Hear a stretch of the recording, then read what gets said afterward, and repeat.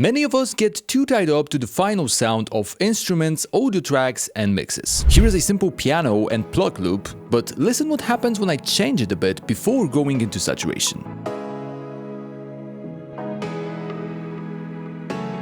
Same goes for the tip I've mentioned in our previous videos, using Rezo before moving to compressor or starting a mastering chain. Understanding how signal flow works will make your music sound far more professional and in some cases far more creative.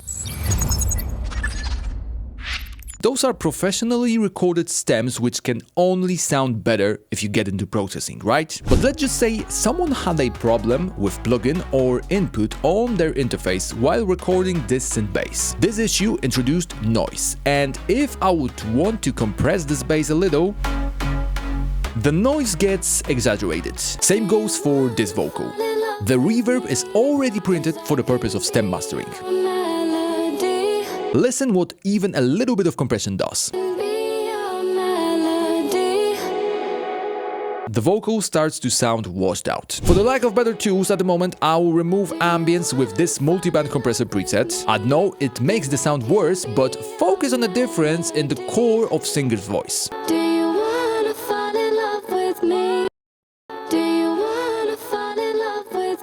With less reverb, compressor reacts to the vocal itself, which is usually what you're looking for in this case. Compression makes the most obvious difference, but keep in mind that every single processing applied on poorly or wrong recorded track will reveal those issues sooner or later. But it is not always about artifacts and signal quality. If you miss the importance of signal flow, it can mess up your mixing and mastering decisions. Take for example the overall sound of this mix. Let's say I want to work on low end a little. I will use Bassroom for that to get adjustment suggestions from my reference track.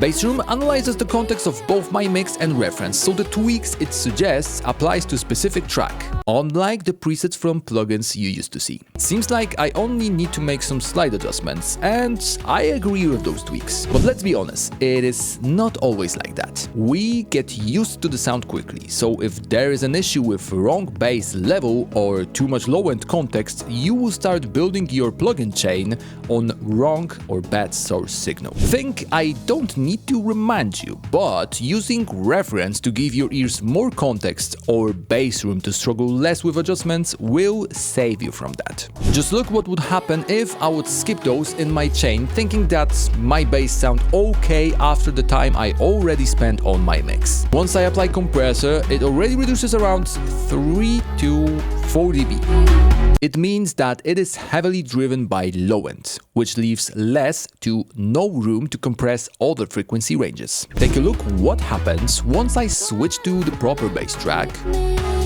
with Bassroom on.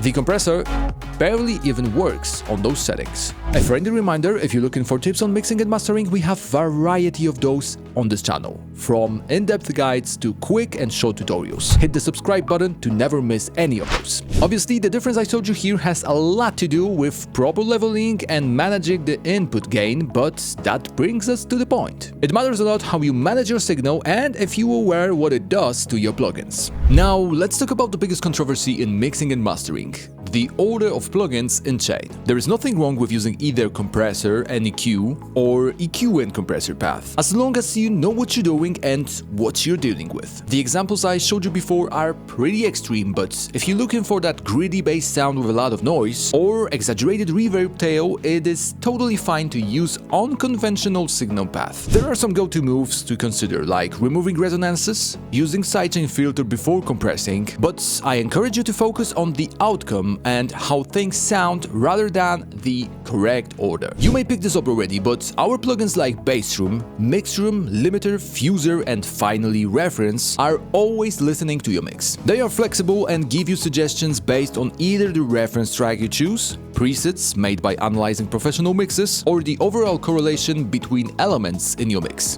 This makes you sure about your mixing decisions, and of course, you can go with adjustment suggestions made with Bassroom listening to poorly leveled bass track, but that big of a difference should make you question your leveling decisions. If the way how our plugins work made you curious, then watch this video next to uncover 3 specific ones that helps you a lot with mixing on daily basis.